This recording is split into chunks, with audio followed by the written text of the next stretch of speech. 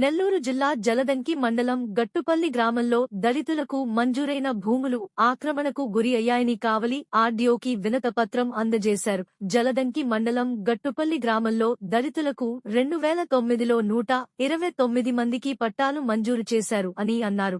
అయితే అదే గ్రామానికి చెందిన అగ్రవర్ణాల కులస్తులు ఈ భూములను ఆక్రమించారని బాధితులు తెలిపారు.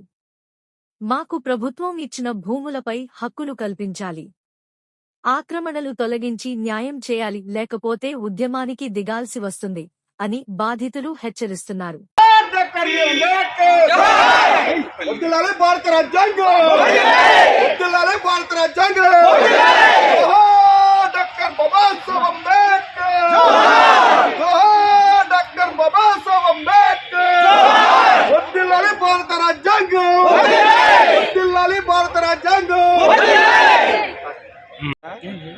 మా గట్టుపల్లి గ్రామంలో ఉన్నటువంటి ప్రభుత్వ అనాధీన భూములు అప్పటి జిల్లా కలెక్టర్ ఆదేశాల మేరకు కె రామ్గోపాల్ గారు ఆదేశాల మేరకు మాకు ప్రతి ఒక్కళ్ళకి 1 ఎకరా 50 సెంట్లు చొప్పున 145 కుటుంబాలకి పట్టాలు 1B మాన్యువల్ అయ్యి మంజూరు చేసినారు.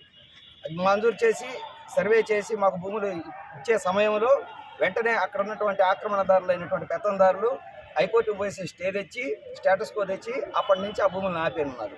సరే మేము ఆ భూములు కావాలని చెప్పి మాలో మేమందరం కలిసి అధికారుల చుట్టూ తిరుగుతా ఉన్నా కాలయాపన జరుగుతూనే ఉంది. కౌంటర్లు ఫైల్ చేసామన్నారు, స్టేటస్కు వెకెట్ అయింది అంటున్నారు. కానీ వాళ్ళ భూముల్లో నుంచి మాత్రం ఈ రోజుకి పంపించలేదు. పంపించకపోయినా మేము అదేమని అడుగుతా ఉంటే చేస్తూ ఉన్నాం ప్రాసెస్ అని చెప్తా ఉన్నారు.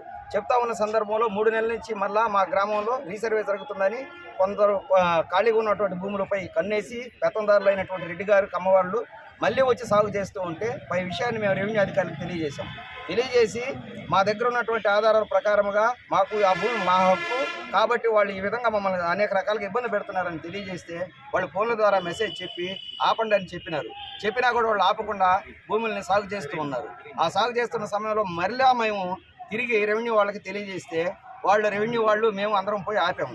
ఆపిన తర్వాత అప్పటి నుంచి ఆ భూముల్లోకి వాళ్ళని పోనీయకుండా అప్పటి ఎంఆర్ఓ గారు మేడము ఇప్పుడు ప్రజెంట్ ఏవోగా ఉంది ఇక్కడ ఆ మేడం వాళ్ళని పిలిపించి వాళ్ళకి ప్రభుత్వం ఇచ్చిన భూముల్లోకి మీరు ఎలా పోతారు, ఒకవేళ స్టేటస్ కో ఉంటే దాన్ని మాత్రమే ఉంచుకోండి, మిగతా వాటికి పోవద్దు దయచేసి మేము చెప్పిన దాకానని చెప్పింది. తర్వాత మేము ఖాళీగా ఉన్నటువంటి భూముల్లోకి మా భూముల్లోకి మేము పోయేసి అందరం తలా 10 రూపాయలు డబ్బులు తీసుకొని దాన్ని తలా కొంచెం తీసుకున్నాం, ఎప్పుడైనా సాగు చేసుకున్నాం, అప్పటి నుంచి అట్టే ఆగిపోతాం. మేము సాగు చేస్తూ జంగిల్ తీసుకుంటూ ఉంటే అప్పుడు మళ్ళా ఎంఆర్ఓ గారు జంగిల్ ఆపించండి అని చెప్పేసి ఆపించారు. మేడం ఎందుకు ఆపిస్తున్నారు, ఏమిటి కారణం, మాకు ఎందుకు ఆపుతున్నారు మా భూములు కాకుండాను అని అడిగాం. సమాధానం లేకుండా అది మేము ప్రాసెస్ అండి, ఇది చూడాలండి అది అని చెప్తా ఉంది.